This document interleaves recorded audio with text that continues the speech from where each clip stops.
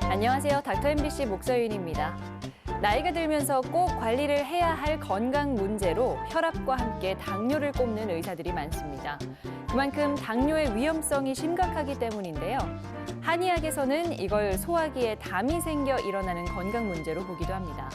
오늘 이 시간에는 전주 위담 한의원 권수현 원장과 함께 당뇨병에 대해 알아보도록 하겠습니다.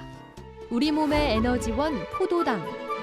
그러나 인슐린의 분비와 기능에 이상이 생기면 당은 우리 몸을 위협하게 되는데요. 당뇨병의 한의학적 치료에 대해 한의사 권수현 원장과 함께 이야기 나눠봅니다.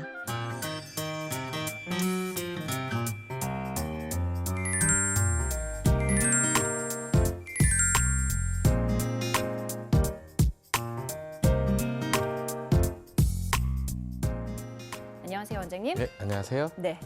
주변에 당뇨 환자가 정말 많아졌어요. 뭐 병원에 가서 가벼운 소변 검사 그리고 혈액 검사를 해서 당뇨를 조심하라는 소리를 들으면 긴장도 많이 하곤 하는데 우리가 왜 당뇨병을 무서워해야 하는 건가요? 네, 우리가 건강검진이라는 걸 할 때 소변 검사를 해서 소변 내 포도당이 검출이 됐을 때 당뇨를 의심하게 되는데요. 네. 이런 분들을 일단 혈액을 채취를 해서 혈액 내 혈당치를 검사를 하는데 일반적으로 공복 상태, 8시간 정도 공복 상태에서 126mg/dL 정도의 혈당이 나오거나 네. 식사 후 2시간 정도 채취를 했을 때 146mg/dL 이상의 혈당치가 나왔을 때 일단 당뇨로 확진을 받게 됩니다. 그 외에 식사와 상관없이 보통 때 수시로 체크를 했을 때 200mg/dL의 혈당치가 나오면 무조건 당뇨로 생각을 하는데요. 이 당뇨는 그 자체 증상보다도 당뇨로 인한 여러 합병증, 이걸로 인해서 몸이 많이 파괴되기 때문에 굉장히 무서운 질병이라고 볼 수가 있습니다. 그렇습니다. 합병증이 워낙 많기 때문에 우리가 주의를 기울여야 하는 건데 그럼 당뇨의 증상과 합병증엔 어떤 게 있나요? 네, 일단 당뇨라는 것은 우리가 섭취한 포도당을 우리가 제대로 써먹지를 못하기 때문에 생기는 병인데요. 네. 소변을 자주 보게 되고요. 네. 이렇게 또 소변을 또 자주 보게 되면 아무래도 체내 수분량이 줄어드니까 네. 갈증이 많이 나겠죠. 그래서 물도 또 많이 마시게 되고요. 또 이런 에너지원을 써먹지 못하고 계속 소변으로 이렇게 뺏기기 때문에 항상 속은 공복 상태가 되고 우리 몸은 계속 에너지원이 없기 때문에 피로 상태에 빠지게 되죠. 이처럼 소변을 많이 먹는 다뇨, 다음, 그다음에 구갈, 그다음에 체중 감소, 그다음에 만성 피로 이런 것이 바로 이 당뇨의 아주 기본적인 증상이라고 볼 수가 있는데요. 이 당뇨는 혈당이 높아지면서 혈액이 끈끈하기 때문에 생기는 병이니까 이래서 여러 가지 합병증이 생기는데 첫 번째로 손발이 저리다든지 또 우리가 상처가 났을 때 상처 재생을 시켜야 되는데 이런 게 잘 낫지 않는 그런 것부터 시작을 해서 이게 이제 점점 더 진행이 되면은 다리를 걸을 때 이제 발이 아프다든지 내지는 발이 한 상처가 있는데 궤양이나 이렇게 축 파져 있는 궤저 이런 현상이 생기고요. 그 외에 땀이 자주 나는 발한 이상이 생기거나 설사, 변비 이런 여러 가지 합병증이 동반이 됩니다. 근데 이름에도 불구하고 이 당을 또 관리를 안 하게 오랫동안 장시간 방치를 하게 되면은 신부전, 심장질환, 그다음에 당뇨병성 혼수, 뇌경색, 그 외에 하지절단 이렇게 무서운 합병증까지 발생할 수가 있습니다. 네. 그럼 치료는 어떻게 하죠? 네, 치료는 일단 당뇨의 종류에 대해 알으셔야 되는데요. 당뇨는 인슐린에 대한 어떤 반응 때문에 나오는 건데 이 인슐린 자체가 잘 분비가 되지 않는 인슐린 의존형 제1 당뇨가 있고요. 그다음에 인슐린은 충분히 분비가 되는데 우리 세포가 그 인슐린과 저항이 생기고 반응이 생기지 않는 인슐린 비의존형 제2형 당뇨가 있습니다.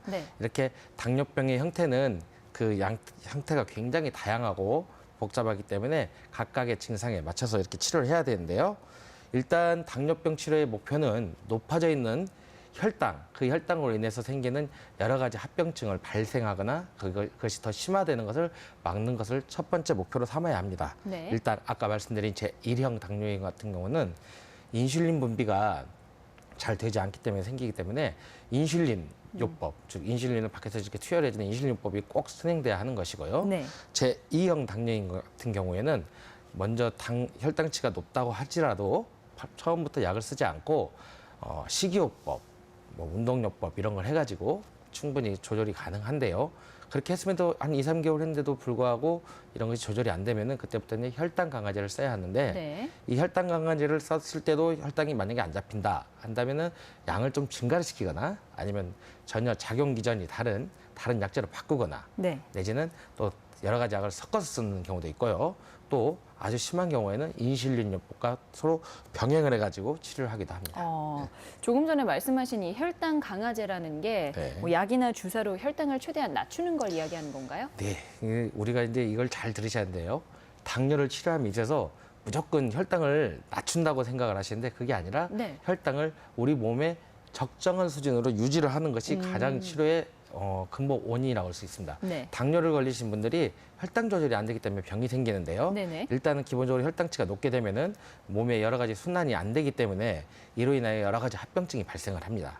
대신 이렇게 저혈당이 오래 되는 경우에는 우리 몸의 에너지 대사의 근간인 당, 에너지원의 이 공급이 안 되기 때문에 그로 인한 여러 가지 질병이 생기는데요. 특히 뇌는 일정 시간 동안 산소나 포도당이 공급이 되지 않으면은 바로 뇌의 괴사가 오는 뇌경색이 발생될 수가 있습니다. 네. 따라서 우리는 당뇨를 걸렸을 때 무조건 혈당을 낮춘다 이렇게 생각하지 마시고 혈당을 일정한 수준 안에 조절한다 네. 그렇게 생각을 하셔야 돼요.